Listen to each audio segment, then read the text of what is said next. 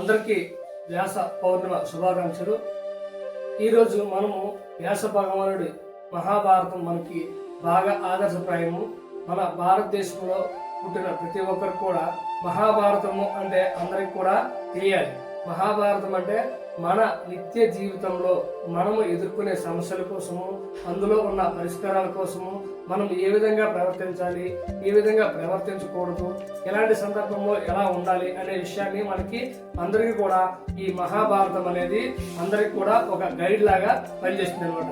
అందరూ కూడా అవకాశం ఉన్నంత వరకు కూడా మనకి జియో హాట్ స్టార్ లో మహాభారతము వెబ్ సిరీస్ ఉంది.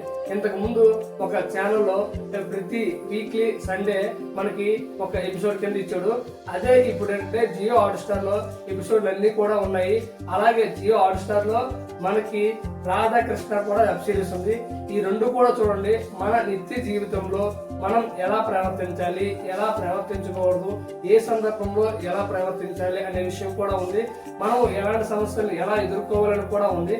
ఆ రెండు చూస్తే మీ జీవితంలో తప్పనిసరిగా మార్పు అనేది మీకు కనిపిస్తుంది. అంటే మీకు తెలియకుండా మీలో ఒక మార్పు అనేది వస్తుంది. మీరు కొంచెం సమయం కేటాయించి ఈ ఇన్స్టాగ్రామ్ లోను అలాగే మిగతా సీరియల్ కాకుండా ఈ మహాభారతాన్ని రాధాకృష్ణను తప్పనిసరిగా చూస్తే మీ జీవితంలో తప్పనిసరిగా ఒక మంచి మార్పు, ఒక మంచి పాజిటివ్ ఎనర్జీ అనేది వస్తుంది. తప్పనిసరిగా అందరూ కూడా చూడండి. అందరికీ మరొకసారి వ్యాస పౌర్ణిమ శుభాకాంక్షలు. జయ శ్రీకృష్ణ.